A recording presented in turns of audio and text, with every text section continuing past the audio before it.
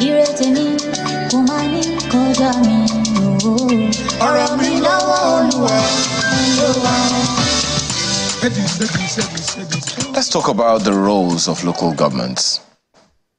Well, just for you to know, it is enshrined in the Constitution, 4th schedule, I think. Now, the structure of the local government system in Nigeria is part of the federalism, which means power is shared between the levels of government, the federal, state, and local government level. Nigeria has 774 local government councils, but then I know there are quite a number of local council development areas in various parts of the nation, Lagos, Kano, you name it. Now, of course, each local government administration is headed by a chairman, a vice chairman, and elected councillors, you know, from the various wards. What are their functions? What do they do? How should their functions affect the issue of security? How has it always been? What are the gaps that the local government can fill in the areas of the challenges, in areas in Nigeria in which we are seriously challenged now? We have with us this morning the national president of the Association of Local Governments of Nigeria with us this morning. He is also a member of the council. Let me get that right. He's a local government chairman as well with us this morning. He is a member of the just 1 second, I got that right earlier.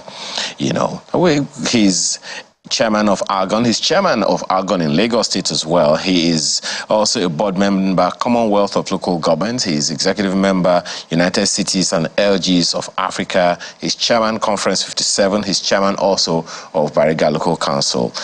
Mr. Kolade Alabi joins us this morning. Good morning, and thank you so much for joining us today. Thanks for having me this morning. Yeah, well, we really appreciate it. But let's begin with this troubling issue of, first of all, do you think people, Nigerians, understand the functions or the purpose of the local government system in the country? To answer your question, like you rightly pointed out, that the function of local governments are detailed in the Nigerian constitutions, and it has a beginning, doesn't have an ending, because if you look at that 4th schedule to that constitution, it specified that other functions will be conferred for the local government by the State House of Assembly. So that means that we have a whole lot of functions to carry out as a local government chairman.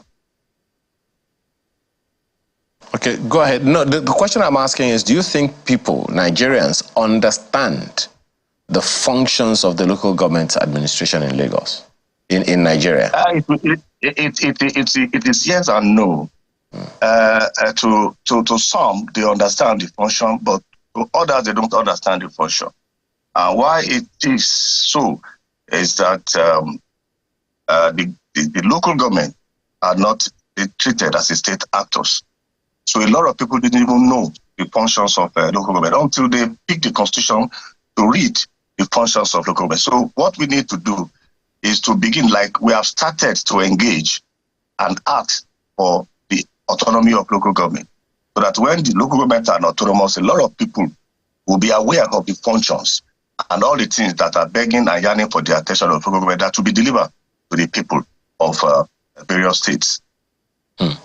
Okay, so perhaps does that also explain why it seems like when local government elections are taking place, people don't, well, there is that understanding, general assumption that people don't come out because as far as they're concerned, it's just one of those things, you know, it's already been decided.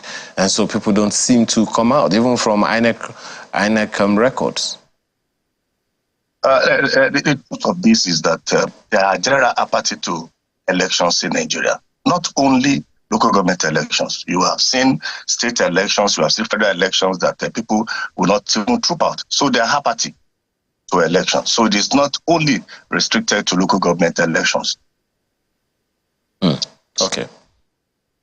All right.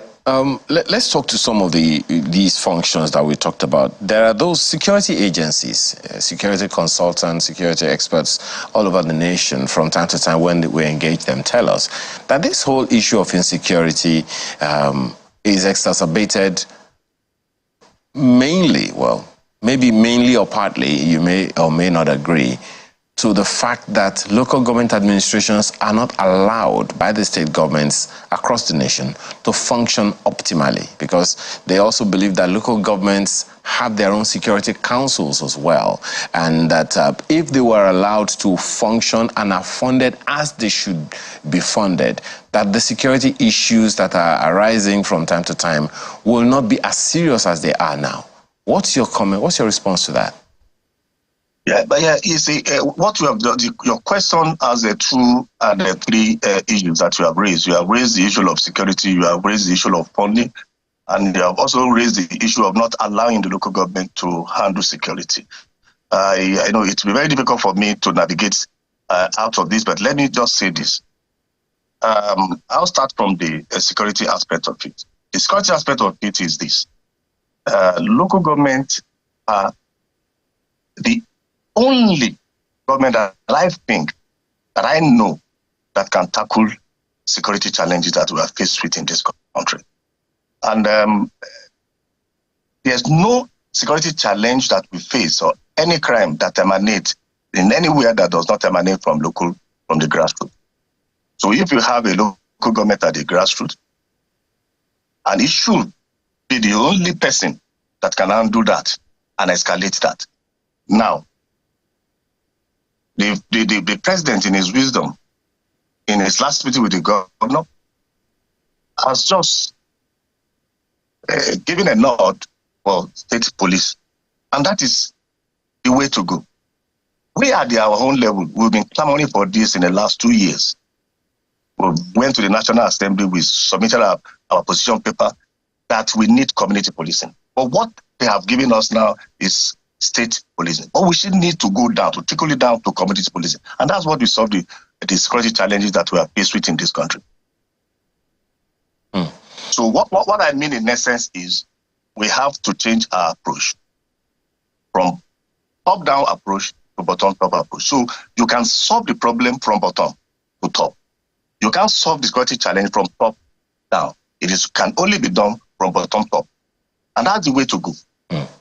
Please, for better understanding, Mr. Alabi, help Nigerians understand how a security, or for want of a better word, a security system, committee, maybe a security committee of a local government is structured. Yeah, at the local government level, you have the DPO, so all the chairmen work in tandem with the DPOs. That is the person that is saddled with the security in that local government. So they are the closest. So, and of course, we have what we call peace and security meetings, and of course, which, because the thing has been long, and we need also to review that. Honestly, we need to review the security architecture of local government. Yes, we have peace and security meeting, which have the DPO of that local government as a member, and the chairman as the chairman of that committee. So what we are saying in essence is that if we have that at the local government level, what we need to do is to bring that down to the local government and start the policing of the community from the grassroots, since we have that already. But it's not functioning. Why is that not functioning? A lot of factors, and I know for fact that there's a lot of engagement in that regard. It's ranging from funding and all other things. See, police are also not funded to do that, and the money that is available to local government is not enough to put into security. We also understand, Mr. Alabi, that the 774 local government areas in Nigeria have one intelligence officer or the other stationed there. We know, as you have said, we have the police there. We also know that in every local government there are community development associations. We know that there are traditional rulers. Do these these spots of authorities, do they have any responsibility in the mix? Yeah, they have responsibility. They are all the people that you just mentioned are all members of the peace and security mission at the local government level. But what can they do in the absence of the funding, in the absence of the deficit of equipment, and that is available for the police at the local government level? So what I'm saying in essence is that yes, we have all these things at the local government level, but we lack all these things to handle the enormous challenges that we are faced with in terms of security at that level. Well, you also said that part of the functions of the local government administrations are the houses of assembly. Is it the responsibility of the houses of assembly of a state to fund the local governments to draw, funding from that joint allocation, joint state and local government accounts, or is that of the governor? Who supervises that pot of money, so to speak, that's supposed to come straight to the local government administrations? No, we have what we call local government and state joint account, where the money from the federal allocation gets into, and from there it goes to various local governments. So the only functions that the House of Assembly of all states carried out is the oversight function, and also to make a law or confer other functions on the local government by the House of Assembly. So it is not their responsibility to give local government fund. Okay. Well, there are those who believe that, as you said, there are those who believe that it's the governors of each state, and I know that this might be a little tricky for you, but it needs to be asked. There are those who believe that that the governors of each state corner the funding that is supposed to come to local government administrations. Is there any semblance of truth in that allusion at all?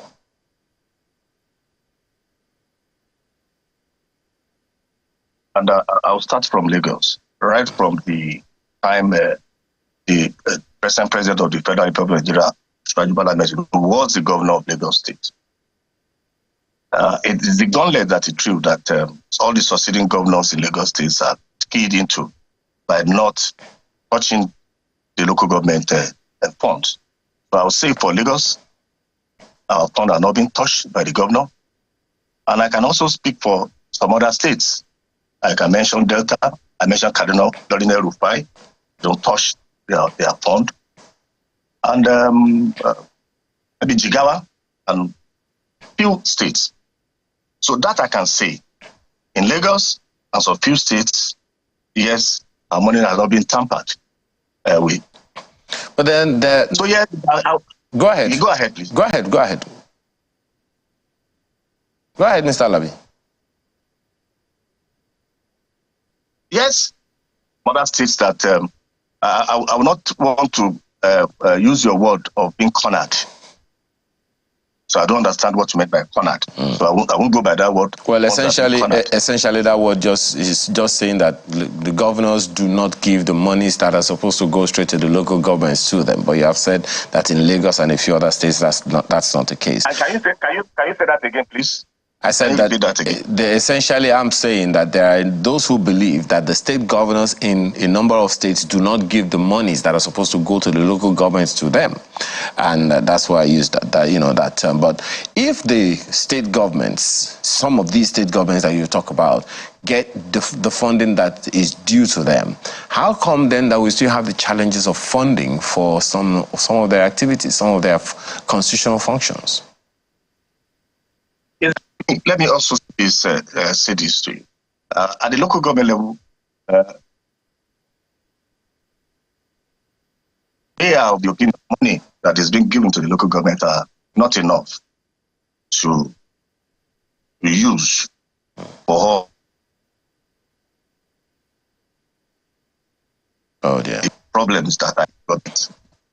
So we want more. Because if you go to the fourth schedule, that confer a lot of functions on the local government. And that function also will include development of agriculture and natural resources, other than exploitation of minerals. It's also include provision and maintenance of primary and adult vocational education, as well as maintenance of healthcare, all the PACs in all local governments. So if you look at all these elements that I've just rolled out, you will agree with me that the 20.6% of the allocation that is allocated to local government won't be enough to tackle all our problems. You also know that right now there are negotiations on the increase in the minimum wage. So we are saddled with the responsibility of paying the teachers' salaries and the local government staff salaries. So if you look at that, you will agree with me that 20.6% is not enough. So we have clamored for that. We have submitted our position paper that it should be changed, should be added, it should go to about 30 to 35%, so that local government can function optimally.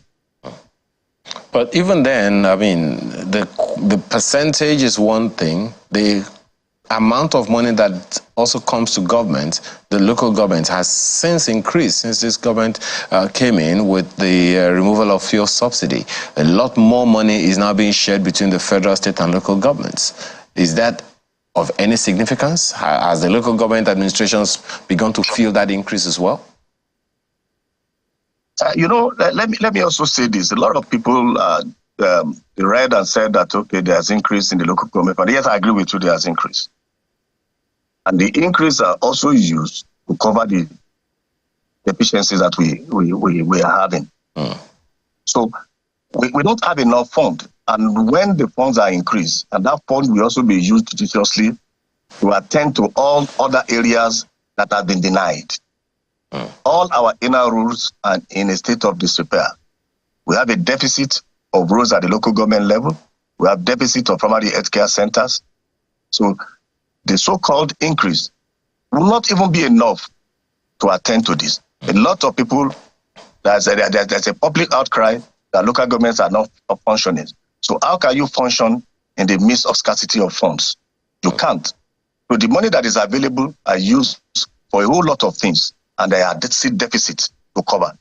So this increase has covered some of these deficits that are in the local government system. So is it safe to say then, Mr. Alabi, that some of these things that you just mentioned, dilapidated infrastructure, substandard roads and all those things, do they in any way feed into insecurity? Do they contribute to insecurity? Do they contribute to the challenges of food production and mobility of food production, or food produce from the farms to the cities? How significantly do they contribute? Of course, yes. If you have good roads that leads to the market, so it will reduce the travel time, and it will allow a lot of people to ply that road to go to their market, and it will enhance the economic development of that local government. So it is important. And for security, if you want to chase a criminal, how can you get that criminal when you have a bad road, when you don't have link road? So our roads have to be motorable. Our roads have to link to one another. And this, of course, will reduce, like I said, the travel time, the steer and wear that you have on your vehicles. It will reduce that if you have a good motorable road. And we have good examples of countries that have that. There is this new clamor now for state police, and experts are talking about not just state police, but local government police as well. There are those who would reference, we had a guest on earlier in the week, who would reference the local government police of the First Republic. Is that something you think should also be, is that something that ALGON is thinking about joining in the call for? Yes, like I said, we have submitted our proposal 2 years ago, not even on state police, but on community policing. because that's the way to go. Like, let me say this without any fear of contradiction, that the future of this world lies on the local government. And that's the future, and that's the way to go. So if you go to other climes, it is the local government that are saddled with that responsibility. And that is why you don't have security challenges. Morocco is 110% crime-free. And because of the bottom-top approach they adopted in tackling their security, it's 110% crime-free. So we have been in the front burner of this. And I thank the president, like I said in my earlier remarks, for bringing about state police. So, but it still has to trickle down. So we have options to choose between vertical and horizontal. So if it is horizontal, fine. But if it is vertical, it must trickle down. And when it's trickle down, it should trickle down and also trickle up. And that's the way it should be. So I'm not saying that, it should be all bottom up. So we also have issues that has to be top down. So we should have a mixture of the two. And let me also say this. The world now is moving toward localizing their global gateways. So I was in Brussels, in Committee of Regions and the European Parliament. And that's what they are clamoring for now. It's localizing global gateway. And in localizing global gateway, it means that we are going to localize communities. They are not even talking about local authority anymore. They are talking about communities. So we are still discussing on local government. But a lot of countries in the world have gone beyond local government. They've now come down to communities. Because that's the way to go. It is community that will solve any problem that we think that we are faced with in this country. So we have to begin to do a critical engagement with communities. One last one, and if you can do this in about 60 to 90 seconds. Every legislator, federal or state, is from a local government, is from a subset of a local government, in fact.